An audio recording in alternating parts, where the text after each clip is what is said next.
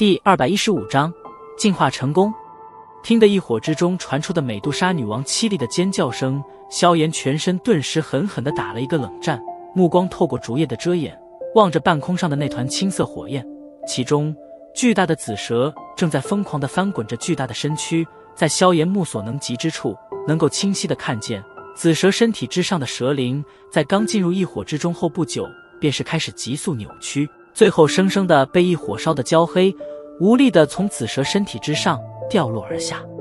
蛇鳞掉落之后，嫣红的鲜血汩汩而出，不过这些鲜血刚刚出现之后的瞬间，便是被异火那恐怖的温度焚烧成了一阵虚无，导致最后在那紫蛇的身体之上多出了一条条刺眼至极的血色痕迹。吱吱，站在小岛之上，萧炎甚至能够听见从异火之中传出来的滋滋声音，而因为鲜血的极